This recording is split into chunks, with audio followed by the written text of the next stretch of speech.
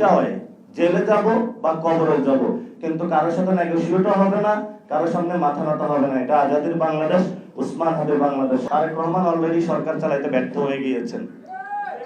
ঘরে গ্যাস নাই, বিদ্যুৎ নাই, জ্বালানি সংকট শুরু হয়েছে, ব্যাংকে টাকা নাই। অনেকেই সরকারি অফিসে বসেছে, মন্ত্রী, এমপি, প্রধানমন্ত্রী গদিতে বসেই মনের সরা শুরু করছে এটা আমার গদি। এই গদিতে অনেক লোক গিয়েছে, এসেছে। গদিটা হলো ক্ষণস্থায়ী।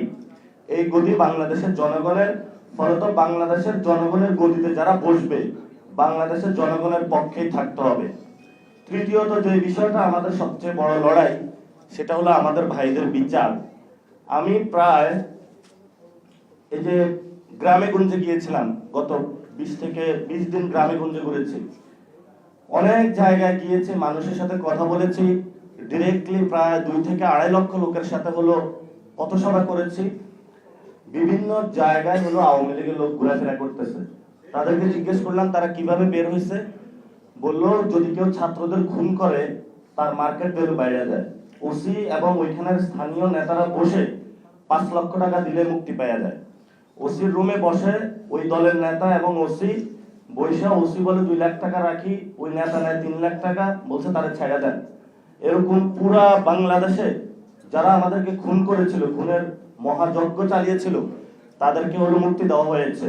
এবং তারা এলাকায় গিয়ে যারা রাজপথে নেমেছিল তাদেরকে ধমক দিচ্ছে, তাদের ফ্যামিলিকে ধমক দিচ্ছে, তাদের ঘর বাড়ি জ্বালিয়ে দিচ্ছে। আর যারা সিনিয়র নেতৃবৃন্দ তাদের তো কথা বাদই দিলাম। আপনি দেখেন সাবের হোসেন চৌধুরী এখনো বাহিরে কেন, কারা মুক্তি দিয়েছে? আমরা ওই সময় আমরা এখনো চুপ করে আছি। বিএনপিতে যারা এখন বড় বড় মন্ত্রী, তারা ওই সময় আওয়ামী লীগের অনেক বড় বড় মন্ত্রীর জন্য হলো লবিং করেছিলেন আমাদের কাছে। তো ইতিহাস থেকে যদি শিক্ষা না নেন, আমরা সেই সময় বলেছিলাম 1 টাকাও ছাড় দেওয়া যাবে না। যদি কোনো যারা আমাদের খুনি, কোনো খুনিকে ছাড় দেওয়া হয়, তাহলে আমরা ইনশাল্লাহ ক্ষমতায় এসে তাদের বিচার করব। আগাগোড়া যে কথাটা, তারেক রহমান অলরেডি সরকার চালাইতে ব্যর্থ হয়ে গিয়েছেন। ঘরে গ্যাস নাই, বিদ্যুৎ নাই, জ্বালানি সংকট শুরু হয়েছে, ব্যাংকে টাকা নাই, দলীয় সন্ত্রাস চলতেছে পুরো দেশের মধ্যে। ওইদিকে মোদি যেভাবে কথা বলেন, সেইভাবে হলো বাংলাদেশে কথার প্রতিধ্বনি ফেরত পাচ্ছি। অনেকেই বলেন যে দেশে নাকি ফেসিবাদী আসা শুরু করেছে, আবারই কেউ কেউ বলেন 5 মাসে আসে কিভাবে।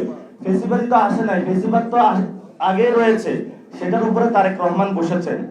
আগে এই ফেসিবাদের চেয়ারে শেখ হাসিনা ছিলেন, কথা ছিল ফেসিবাদের চেহারাটা বাদ যাবে, চেয়ারও বাদ যাবে, সিস্টেমটা পরিবর্তন হয়ে গণতান্ত্রিক হবে। তারেক রহমান ওই পথে গেলেন না, গেলেন সন্ত্রাসের পথে। সন্ত্রাসের জন্য বাংলাদেশ প্রস্তুত না। ইনশাআল্লাহ সন্ত্রাসের বিরুদ্ধে দাঁড়াবো, যুদ্ধ করব। দুইটা হয়, জেলে যাব বা কবরে যাব, কিন্তু কারোর সাথে নেগোশিয়েটও হবে না, কারোর সামনে মাথা নত হবে না। এটা আজাদির বাংলাদেশ, উসমান হাদির বাংলাদেশ। সবাই দোয়া করবেন। আসসালামু আলাইকুম ওয়া রাহমাতুল্লাহি ওয়া বারাকাতুহু।